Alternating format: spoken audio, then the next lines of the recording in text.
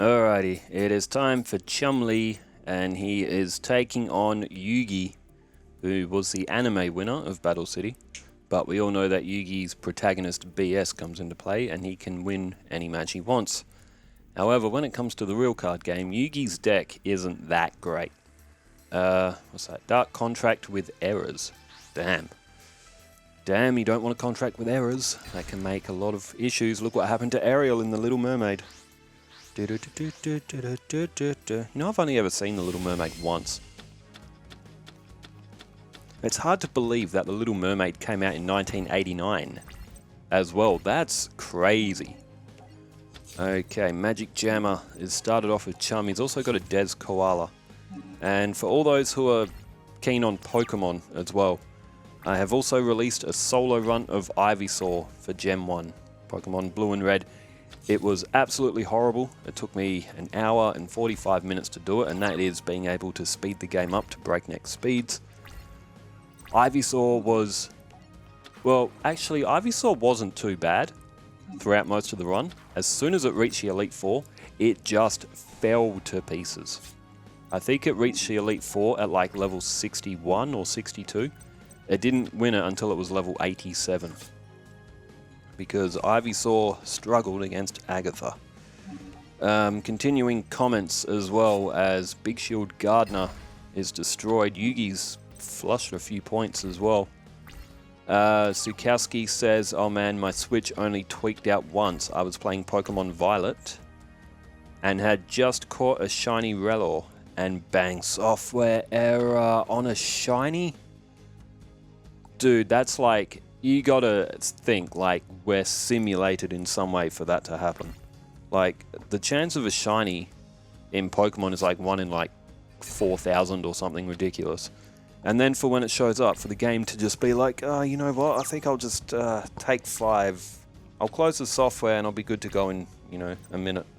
Oh, sorry about shiny, didn't see it there. On Violet, I've caught... I think I caught a shiny Psyduck because it was light blue. And I caught a shiny...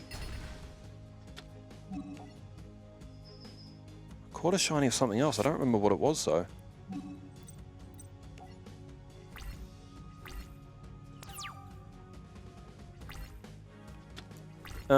Actually, I might have uploaded a short. I do remember I caught a shiny or two on Violet. Might have it in my Gulpin. That's right, it was a shiny Gulpin that I caught on or was that on Arceus Legends? I don't remember. But I know I do have some shinies on Violet. Speaking of Violet, I play... oh! Holy hell, that was quick. Yugi has already lost his first match. Oof. Tell you what, Chum's getting better and better. I reckon Yugi was probably lucky to finish as high as he did in this season because his deck is not good. Well, this one might not go much longer. Moonwolfie says, wish the software hadn't decided to crash because that original third match was being really good. It was. That third match was amazing until that crash.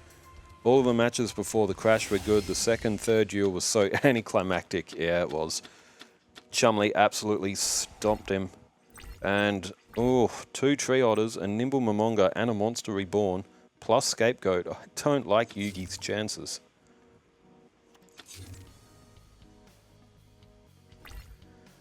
Joey Kong says, epic match. Yeah, Joey couldn't beat Kaiba because he's Yugi's tier. Yeah, Kaiba, well, you know, Kaiba can't lose to Joey. It'd be like a national catastrophe for Kaiba if he lost to Joey Wheeler. Midnight DB says, Pinch Hopper is a when effect, not an if effect, meaning that Pinch Hopper going to the graveyard has to be the last thing to happen in order to use the effect. Oh, is that why? In this case, the last thing to happen was summoning the token, so Pinch Hopper missing the timing. For that combo to work, Pinch Hopper would have to say, if this card when it says when. Oh, is that why it's happening? Oh, I get it now. Oh, that's okay, yeah. Okay, yeah, I get it now. Yeah, because Pinch Hopper was destroyed and then the ant tokens come to the field. Ah, so that's a missed timing. Huh, I'll be looking out for that from now on. If I know what's... Now that I know about that, if Pinch Hopper had to be the last thing that happened. Ah, so that's... Huh. That's such an intricate rule. I would never have guessed that's how it actually works by just reading the card text. Because when you just read the card text, you wouldn't... It doesn't say that it has to be like the last thing that happens, but in the official rulebook of Yu-Gi-Oh! It probably does say that. It's just, I haven't had a rulebook of Yu-Gi-Oh! Since like Duelist Kingdom era. Oh, did the structure decks come with a rulebook? They probably did. Too long ago. Emperor Pikachu says, way to go Chum, the original third match was awesome, but so was the final one. And then said, I think you should put Obelisk in his deck. That's for Gurumo's deck. And the lucky Destiny board draw for Bakura. Yeah, Bakura flattened him. Destiny board, poor Gurumo. His soul was taken by Destiny board rather than the effect of Seal of Orichalcos.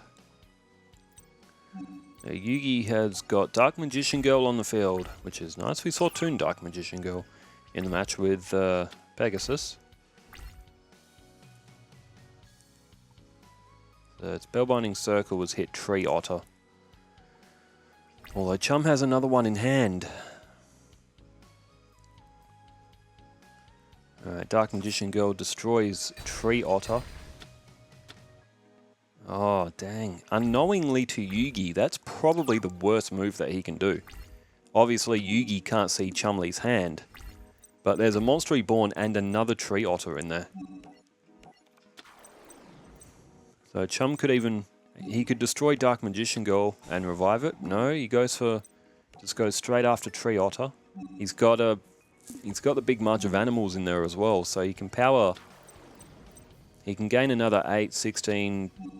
24, 32. He can gain another 3,200 points total on his field across all 4 monsters.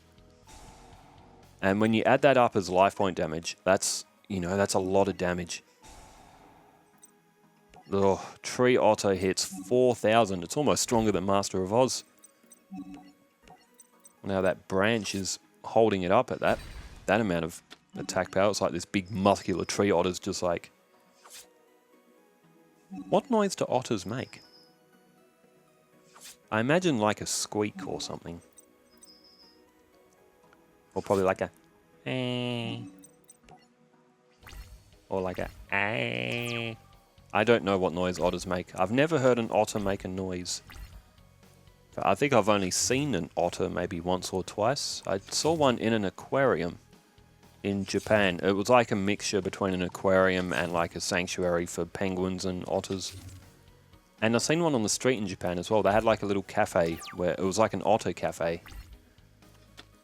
And, oh, Wild Nature's release as well, although there's no defensive powers really to use. Yugi has laid 5 cards face down.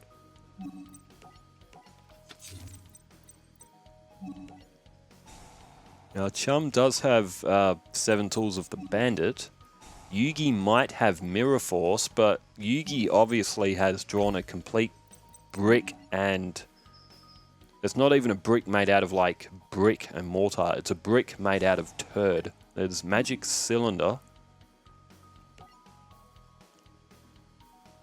which will negate the attack and do damage to Chum. Chum doesn't activate 7 Tools of the Bandit. That's clever.